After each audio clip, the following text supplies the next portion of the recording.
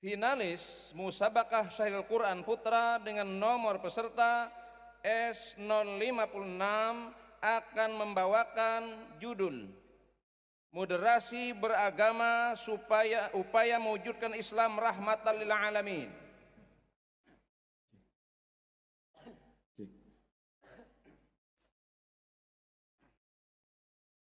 Finalis Musabakah Syahril Quran Putra dengan nomor peserta S056 membawakan syarahan yang berjudul Moderasi Beragama Upaya Mewujudkan Islam Rahmatan lil Alamin.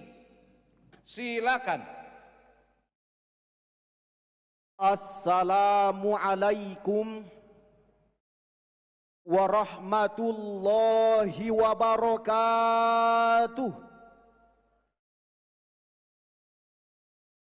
Alhamdulillahilladzi khalaqal insana fi ahsani taqwim thumma radadnahu asfala safilin. Assalatu wassalamu ala sayyidina Muhammadin khairil mursalin wa ala alihi wa sahbihi ajma'in. Amma ba'du. Dewan Hakim yang arif nan bijaksana, hadirin sebangsa dan setanah air yang kami banggakan. Tutut Husniyah, seorang pakar sosial psikologi, dalam bukunya Pengaruh Identitas Etnis dan Golongan, beliau mengatakan, identitas agama merupakan hal yang sangat sentral bagi seluruh masyarakat Indonesia dibandingkan identitas ras, suku, dan nasionalisme. Karena identitas agama mampu memenuhi kebutuhan psikologis individu terkait identitas diri, harga diri, maupun aktualisasi diri. Di satu sisi hadirin, kita patut berbangga karena identitas agama menjadi identitas utama sebagai warga negara Indonesia. Namun di sisi lain, identitas agama juga dapat mempecah belah persatuan. Terbukti oleh intoleransi dalam umat beragama sampai pelanggaran tempat umat beribadah beragama.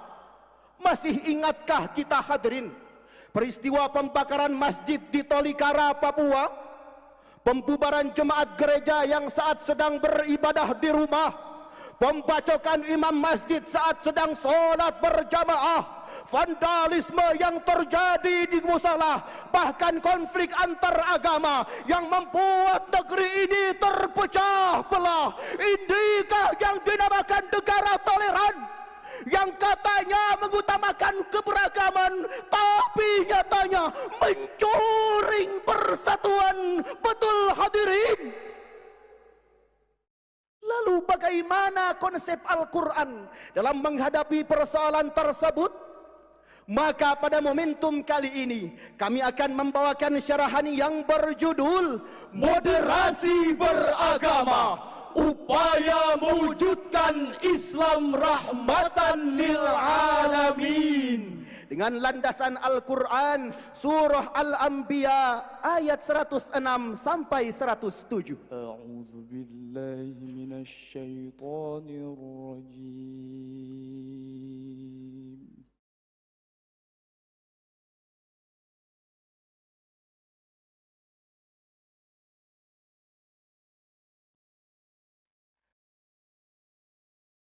Bismillahirrahmanirrahim.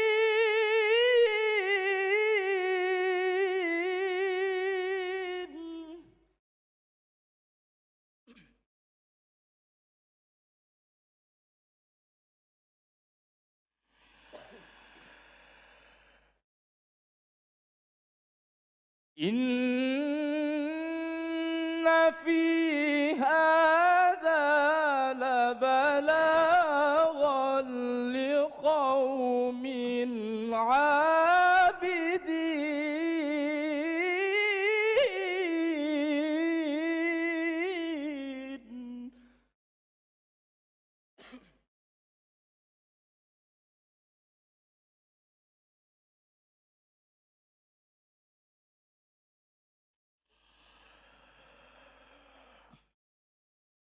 وما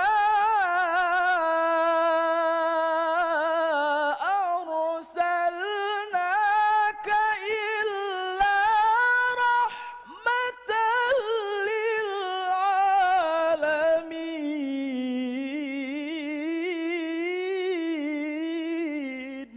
Hamba berlindung di bawah kekuasaan Allah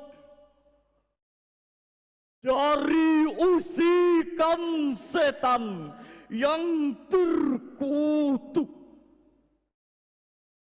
dengan menyebut asma-Mu ya Allah yang Maha Pengasih lagi Maha Penyayang. Sungguh apa yang disebutkan di dalam Al-Quran ini benar-benar menjadi petunjuk yang lengkap bagi orang-orang yang menyembah Allah. Dan kami tidak mengutus Engkau ya Muhammad melainkan untuk menjadi rahmat bagi seluruh alam. Dewan Hakim yang mulia, hadirin sebangsa dan setanah air yang berbahagia, Syekh Abul Fida Ismail Ibnu Katsir dalam tafsir Ibnu Katsir jilid 5 halaman 338 beliau menjelaskan, yakhbaru ta'ala annallaha ja'ala Muhammadan rahmatan lil alamin, ay arsalahu rahmatan lahum kulluhum, bahwa Nabi Muhammad diturunkan oleh Allah bukan semata-mata untuk membinasakan orang yang tidak beriman, melainkan untuk menciptakan perdamaian dan menjadikan rahmat bagi seluruh umat. Hal ini sejalan dalam Al-Quran surah Al-Baqarah ayat 143. Allah menyebutkan satu terminologi yang berkaitan dengan moderasi beragama, yakni kalimat ummatan wasatan. Ya lal watan, ya lal watan, ya lal watan, hubbul watan minal iman, wa la takum minal hirman. Inhadu ahlal watan, ya lal watan, ya lal watan, ya lal watan, hubbul watan minal iman, wa la takum minal hirman. Inhadu ahlal watan.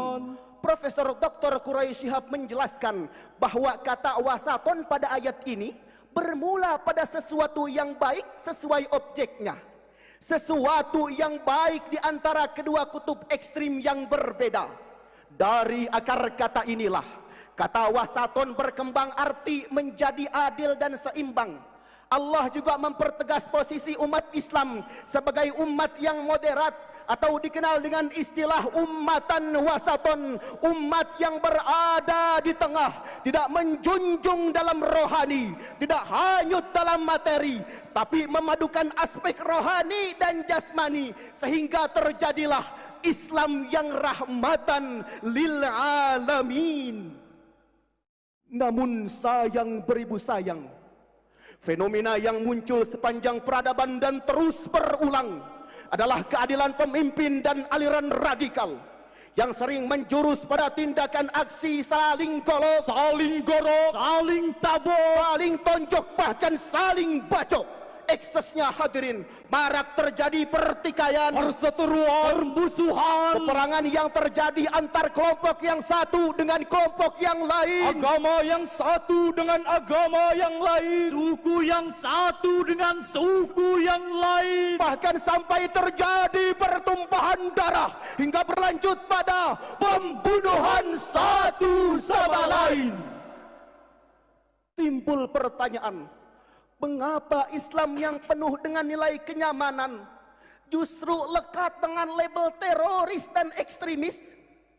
Jawabannya adalah karena sebagian umat muslim ada yang berlebih-lebihan, atau dalam istilah agama disebut ghulwun, yakni berlebih-lebihan dalam beragama. Dari Ibnu Abbas radhiyallahu anhuma yang diriwayatkan oleh An-Nasa'i, Ibnu Majah, Ibnu Khuzaimah, Rasulullah sallallahu alaihi wasallam bersabda, Iyyakum wal ghuluwa fid din, fa innama ahlaka man kana qablakumul ghuluwa fid din. Jauhkanlah diri kalian dari berlebih-lebihan dalam beragama, karena sesungguhnya sikap gulu ini telah membinasakan orang-orang sebelum kamu. oleh karena itu hadirin, moderasi beragama harus kita lakukan untuk mengubah wajah Islam yang sebelumnya sering disebut Islam yang fanatis, Islam yang teroris, Islam yang ekstremis, menjadi Islam yang damai, Islam yang nyaman, Islam yang tenang, serta menjadi rahmatan lil alamin. Amin, amin, amin ya rabbal alamin. Sebagaimana tercermin indah dalam Al-Quran surah Al-An'am ayat 108. ولا تسبوا الذين يدعون من دون الله فيسبوا الله عدوا بغير علم.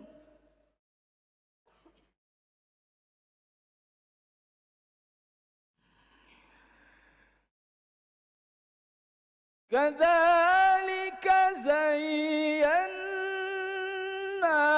لكل أمة عملهم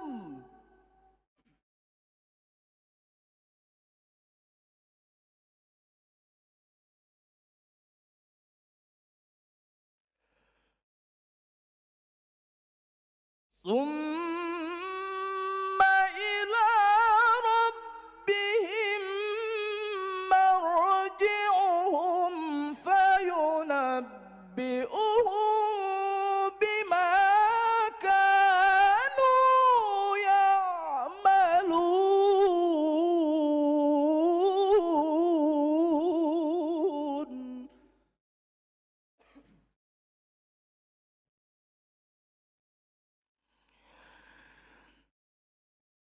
فينبئكم بما كانوا يعملون.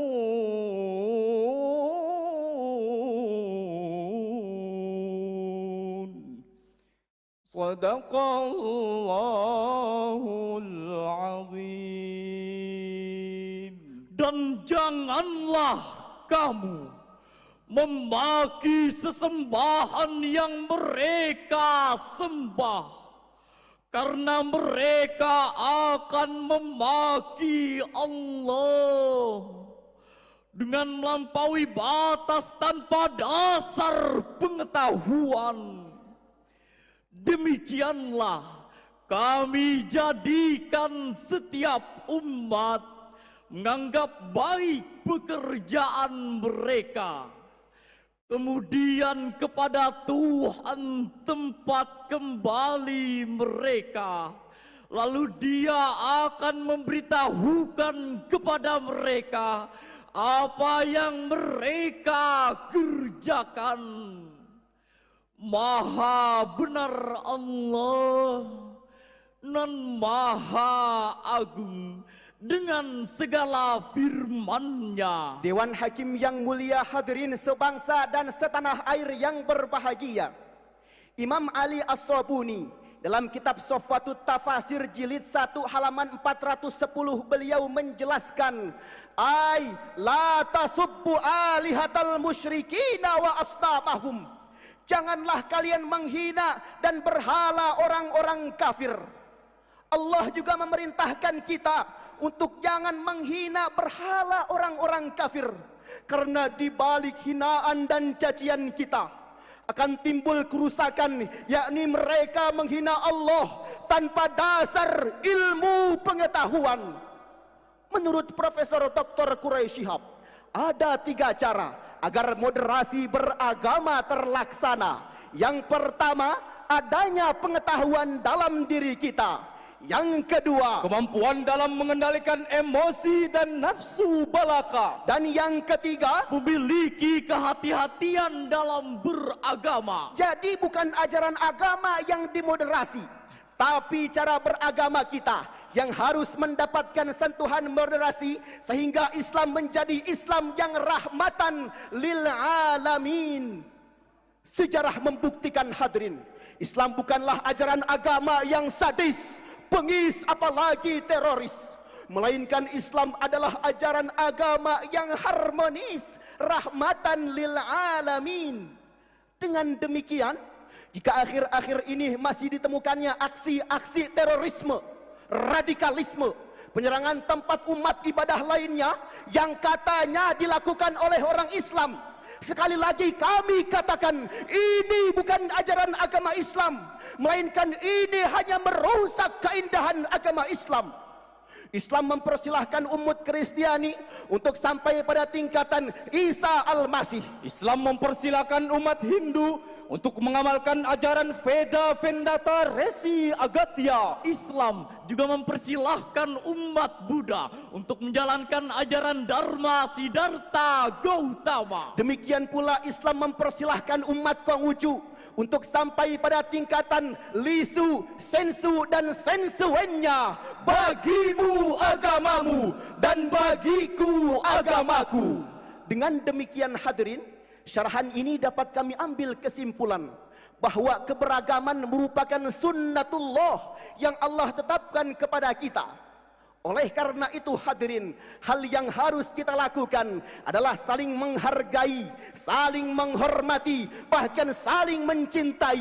Untuk sampailah pada semboyan kita, Bhinneka Tunggal Ika, berbeda tetap satu dosa, Satu bangsa, satu bahasa. tanah air Indonesia, bersatu kita teguh, bercerai kita runtuh.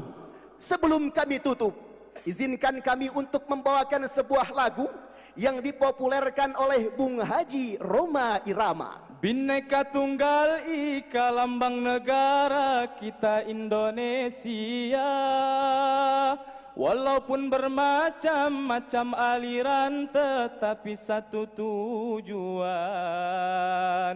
Bhinneka Tunggal Ika, lambang negara kita Indonesia. Walaupun bermacam-macam aliran, tetapi satu tujuan.